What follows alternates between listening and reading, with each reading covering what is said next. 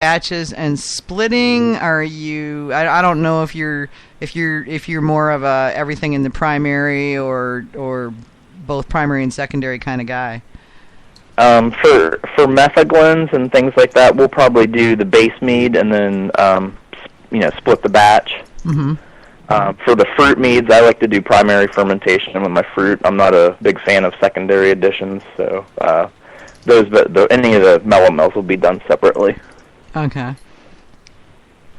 Depending on the fruit, I like to sometimes do both primary and secondary, but at a commercial level, that's a whole different equation, too. So, it's 5-gallon batch is one thing, but 500-gallon batch is a whole other matter. Yeah.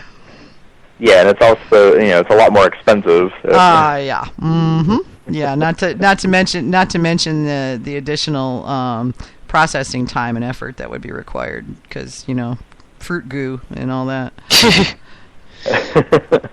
Yeah, we're starting out. Fairly small. It'll probably be about 2,000 gallons production the first year, okay. Which doesn't seem like anything to me because I'm used to such big volumes of beer at work. One of my brews at work is 6,200 gallons. Wow. And we do 10 of those. Yeah, we do 10 of those every day. So. Well, yeah. You're going to be going in, but at the same time, though, I think that this gives you a real great perspective on doing larger batches. It's easy. It's going to probably be easier to look at things from a ginormous point of view and scale down than it is to be coming up from a 5-gallon batch. Yeah, that's why I'm really not. A lot of people are like, "Oh, aren't you scared?" I'm like, "No." I'm actually scaling down in volume. Yeah, you're probably looking at it and going, okay, yeah, this doesn't look like a lot. And realistically, though, I remember Sergio saying much the same kind of thing. He's like, yeah, we only projected for, I forget what the amount was, but it was, fairly what you would consider to be small, quote unquote, amount of alcohol to make in the first year for a commercial endeavor. But it was stunning, how fast it grew when, he came out of the gate with some good meads and people just glommed onto him and away they went. Mm. And aren't you the first meadery in Delaware, or won't you be the first meadery in Delaware? There's actually one opening up towards Wilmington. Oh, okay. I think they're called Liquid Alchemy. Okay, Liquid. I didn't realize they were in Delaware. Okay, I know who they are. I saw them on my list of new meaderies. But okay, so they're going to beat you guys out of the gate then? Yeah, they'll probably be open before us. They started their TTB stuff, but I know they're having a lot of issues with the building because they've had to sink a lot of money into it, and I guess the town was giving them some trouble. So hopefully they get open soon. Yeah, that's good.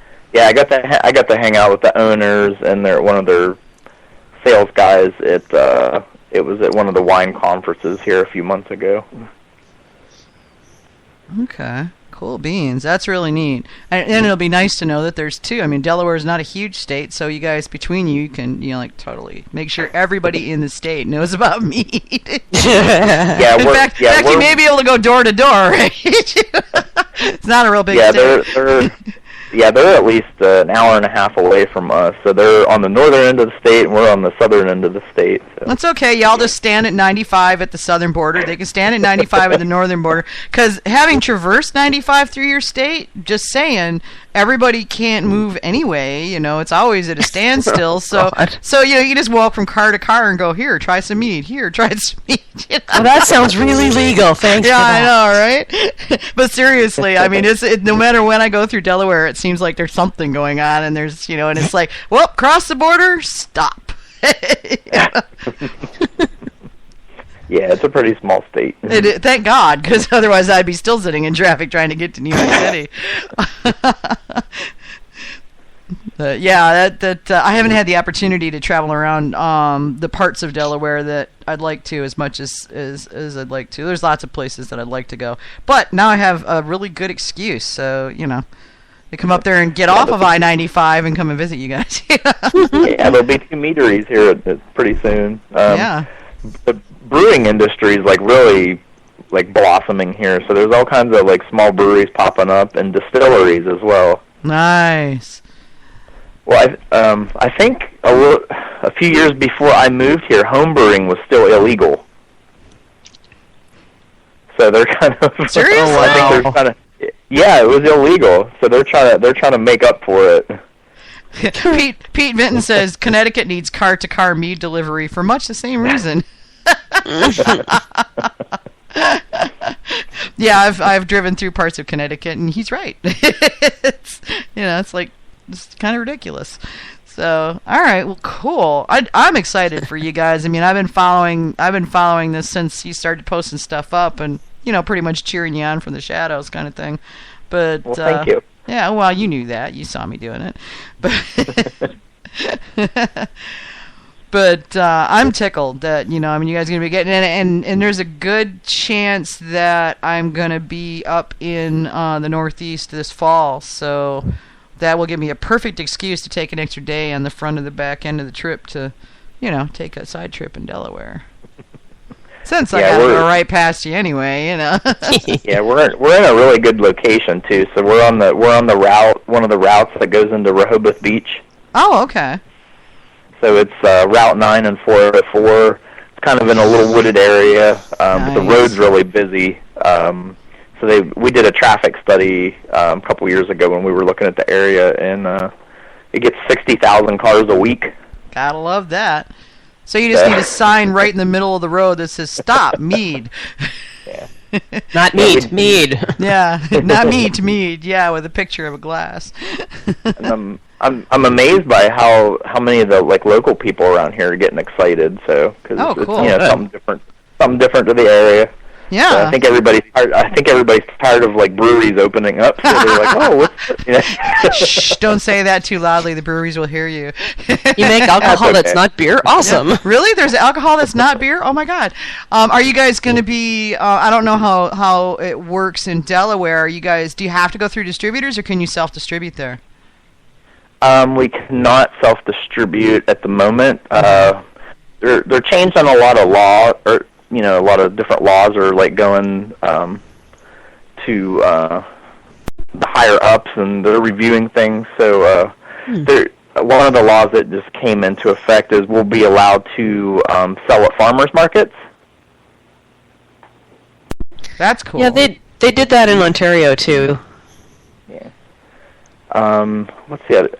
Oh, and it's funny because the state of Delaware had mead, cider, and craft brewing all under the same umbrella. So, when we were filing for our licensing, I was like, well, we need to get a winery permit. Oh, well, you guys need a beer permit. I was like, but we're not brewing beer. So we, in the state of Delaware, we're a microbrewery, pretty much, craft brewery. But federally, we're a winery. So they're actually working on putting us back onto winery, which would be a lot better for us. Yeah. Well, I mean, there's the good and the bad on both sides. I mean, if you're a brewery, there are the downsides, but the taxes are way better. And then if you're a winery, there's the upside, but the taxes kind of suck. That is true. Mm-hmm. Which hopefully we can get some of that changed going forward as we all work together on that. But So, as a meadery, we can do mead and cider, but I couldn't do wine if I wanted to. Yeah. Because I wouldn't mind doing some fruit wines along with, the mead and cider.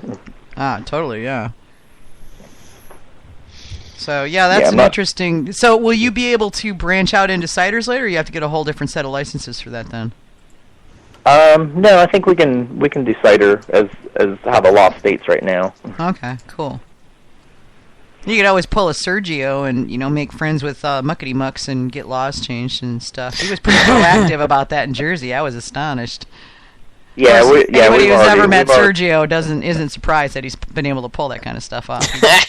Sergio's not afraid. Yeah, we already have one of our state reps that's very pro-business, and he's excited for us to open. So he's actually done a lot of stuff for us. Good deal. So he's the one he got our zoning and stuff. It was just a nightmare trying to get zoned, and he made some calls and got some stuff pushed through for us. So that was really nice of him. Very cool. Very cool. Well, I'm just tickled for you, man. I think it's just awesome. You're getting so close too. That's just So excited. We're excited and nervous. So. Well, yeah. Well, I mean, I don't have to tell you, but I'll tell you anyway. As you move forward and you get closer, and once you know your opening date for sure and all that kind of stuff, you let me know. I mean, let's do some write-ups. Get me copy, and I'll put articles on the site. I mean, I'm all about making sure that the meaderies get out there when they need to get out there. We can run some commercials on Got Mead Live too. Yeah, I mean, I know you can't do that now, but when you're ready, you just let me know. We'll have you back on to talk about the grand opening and what you guys are coming out of the gate with, and and we'll probably put you to work, like answering questions about mead making to earn your keep. But we'll totally run commercials for you, I don't mind answering questions. I knew you wouldn't. Yeah, you've always been into helping the the mead makers, and it's always fun watching you do it too. For those out there that might not know, Jon is not only a really good mead maker, but he's not afraid or stingy with his advice. He's very happy to help people out. However, if he gives you advice or tells you how to do something and then you don't do it that way and you come back later and go, but it didn't work, you're not going to get... You'll be mean. Fully justified. Totally justified. Yeah, I've always been jealous of your ability to come right out and say, "Really, idiot? What were you thinking?" Because I can never do that. I mean, I can be very blunt and not pull any punches. So. I admire that in a person. Personally, I think the whole "let's stop playing these silly games and get right down to business" thing is a great way to go about it. I've just never had the personal chutzpah to pull it off. At least not when I'm standing right in front of somebody personally or through a keyboard. I just can't I think that's from me being a professional brewer all these years. So we do things a certain way, and it's very scientific and it's researched and stuff. And I don't like when people argue against science, especially when it's when it's the right way, so it gets annoying. JB Cyclenut is asking, are you on the Got Mead forums? I didn't know if you had an account there or not. I go on there every now and then. Okay, what's your username so they can track you down? Brimming Horn. Brimming Horn? Okay, there you go, guys. Yeah. Brimming Horn on the GM forums. But he also runs the Meadmaker group on Facebook, and if you I'll dig up the link to it and put it on the show page for this episode so you can track that down too. So he's a lot more present there than he is in Got Mead right now. He's kind of busy, so in your full-time job and setting up your meadery and blah blah blah, raising a daughter and all that. Yeah, exactly. Who needs that silly sleep thing? Right? Yeah, she is, by the way, an absolute doll baby. Just saying, she's a cutie. Thank you. Yeah. So says the girl who's gonna, because I have to do this. I'm gonna be a grandma. So I'm totally into the cute little kid thing right now. Pearl is definitely. She's into the mead right now. She'll be 2 in July. That's so cute. So she likes to stir the fruit, and she likes to help me bottle. So she loads the corker and all that kind of stuff. So, and remember when they hit 5 or 6, they have completely clean and screwed up pallets. Their pallets have no bad experiences to work with, unless you count, green carrots, broccoli, yeah. But they don't have all the preconceptions that we do, so they make really good tasters. Just saying. Sammy would come and she'd taste it and go, "Ew, Mommy, that's yucky." It was so funny because he'd be like, "Thanks, hon." So yeah, in fact, I got to get cracking and come up with a. I'm gonna have to pull together some, you and a few other people to help me concoct a really good recipe for the birth of my first grandchild. Well, congratulations. Yeah. So I think I need to get some input from my friends on that one as to what would be good. So. But make something for long-term aging. That's what I was thinking. I think you should make your 51 spice methicillin again. Oh yeah, is it up to 51 spices now? I thought we were still at 42. This is the answer to the life, the universe, and everything. Spice methicillin 42. Yeah. Honestly, I tracked the book down. I'm getting rid of a whole pile. I've got a whole bunch of books that I've